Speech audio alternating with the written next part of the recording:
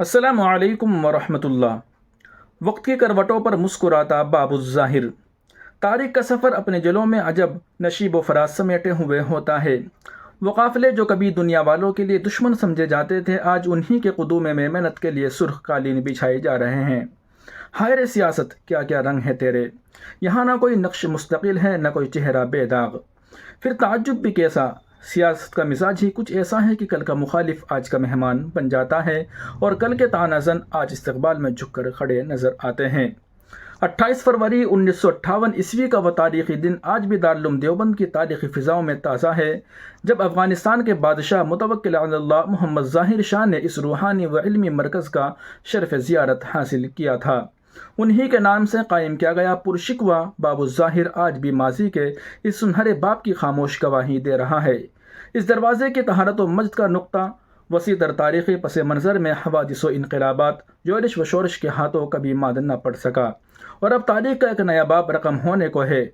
ہفتہ 11 اکتوبر 2025 کو امارت اسلامیہ افغانستان کے موجودہ وزیر خارجہ مولانا امیر خان متقی زیدہ مجدہ و فضلہ ہندوستان کے سرکاری دورے کے دوران اسی دارالعلوم دیوبند کے صحن میں قدم رکھ کر اکابر کے فیضان علم سے سند حدیث حاصل کرنے والے ہیں۔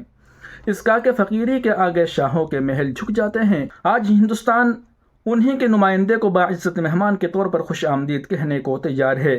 یہ کوئی معمولی منظر نہیں، یہ تاریخ کی پلٹتی ہوئی بساط ہے، جہاں ماضی کی تلخیاں اور حال کے مفادات و ضرورتیں ایک دوسرے سے بغل گیر دکھائی دیتی ہے۔ کبھی جس فکر کو دنیا سے کاٹ دینے کی کوشش کی گئی تھی، آج اسی فکر کے نمائندوں کو باضابطہ سفارتی حیثیت دی جا رہی ہے۔ دوسری طرف دارالعلوم دیوبند وہی عظیم علمی و روحانی مرکز جس نے بر صغیر میں علم و ایمان کا چراغ روشن کیا، ایک بار پھر تاریخ کے ایک اہم اور تابناک موڑ پر کھڑا ہے۔ اس کی عظمتوں کے قصیدے پھر سے پڑھے جا رہے ہیں، اس کی لازوال وانمٹ رفعتوں کو سلام کیا جا رہا ہے۔ وہی فضائے جو کبھی شاہ ظاہر کی آمد کی گواہ تھی، اب ایک ایسے نمائندے کا استقبال کرنے کو تیار ہے جس کی پشت پر زمانے کا ایک نیا عالمی باب تحریر ہو رہا ہے، اور باب الظاہر آج بھی خاموشی سے استادہ تاریخ کے بدلتے رنگوں کا گواہ ہے۔ یہ منظر ایک بار پھر یاد دلاتا ہے کہ سیاست میں کوئی شے ابدی نہیں، نہ دشمنی ہمیشہ رہتی ہے، نہ دوستی جاویدہ۔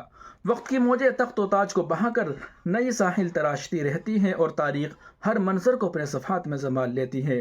اللہ تعالیٰ دارالعلوم دیوبند کو ہمیشہ اپنی رحمتوں کے سائے میں رکھے، اس کے چراغ علم و عرفاں کو قیامت تک روشن فرمائے، اور اسے دین متین کی خدمت کا عظیم مرکز بنائے رکھے، اس کے فیض کو ہمیشہ جاری و ساری رکھے۔ یوں سینہ گیتی پر روشن اسلاف کا یہ کردار رہے، آنکھوں میں رہے انوار حرم، سینے میں دل بیدار رہے۔ دوستو، اس ویڈیو کو اپنے تمام گروپوں میں تمام دوستوں کے پاس شیئر ضرور فرما دیجیے گا۔ یاد رہیں 11 اکتوبر کو دیوبند کے اندر، دارالعلوم دیوبند کے اندر ملا امیر خان متقی وزیر خارجہ افغانستان تشریف لا رہے ہیں۔